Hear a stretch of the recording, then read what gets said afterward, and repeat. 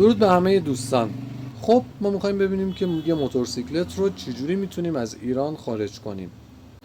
اولین چیزی که شما نیاز دارید مجوز بین‌المللی رانندگی یا همون ترجمه گواهینامه یا به اصطلاح ساده‌تر گواهینامه بین‌المللی وسیله نقلیه شما هست که میتونید از کانون جهانگردی و اتومبیلرانی شهر محل سکونت خودتون تهیه کنید. دریافتش هم خیلی راحته. یه کارت بانکی میخواد که باید توش یه مبلغ پول داشته باشید، حالا نرخش رو توی اینترنت میتونید در بیارید. گواهینامه رانندگی موتورسیکلت و یه خودرو داخلی ایرانی خودتون رو میبرید با خودتون و یه دونه کارت ملی. گواهینامه رانندگی بین‌المللی رو میتونید در قالب 1 الی 3 ساله دریافت کنید، یعنی یا 1 ساله یا 3 ساله، و در تعداد خیلی زیادی از کشورهای دنیا این گواهینامه پذیرفته شده هست و پلیس اون کشورها با شما هیچ کاری نداره و خیلی راحت میتونید ازش استفاده کنید و اون رو به اونها در واقع ارائه بدید.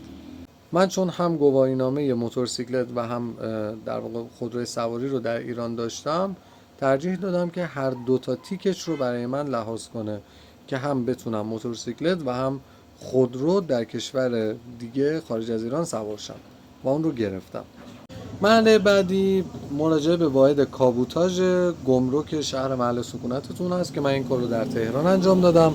شما میتونید به هر شهری که دوست دارید مراجعه کنید و کار گمرکی موتورسیکلتتون رو انجام بدید. تشریف ببرید واحد کابوتاژ، اونجا هم یه سری هزینه هایی داره که باید پرداخت بشه و بعد از اینکه هزینه‌اش پرداخت شد از موتورسیکلت شما بازدید میشه و اون چیزی که قرار شما خارج از کشور ببری با خودت رو باید روی موتورت نصب کرده داشته باشی. و بعد از قسمت کابوتاژ شما میرید به قسمت واحد خروج موقت، اونا هم یه بررسی میکنن و مجوز گمرکی خروج در واقع وسیله نقلیه شما صادر میشه. در همون گمرک غرب شما میتونید به دفتر کانون جهانگردی مراجعه کنید و پلاک کابوتاژ شده و در حقیقت ترجمه کارت موتورسیکلت خودتون و برچسب آی آر رو دریافت کنید که اینا هم جزء مدارکی است که نیاز دارید برای خروج از کشور. یکی از مدارکی که شما نیاز دارید کارنت دو پاساژ هست. کارنت دو پاساژ یه مدرک بین‌المللی است که یک سری از کشورها طی یک معاهده اون رو پذیرفتن و باید شما اون رو همراه خودتون داشته باشید. پاکستان یکی از اون کشورهاست که شما به محض ورود اولین چیزی که ازتون میخوان کارنت هست.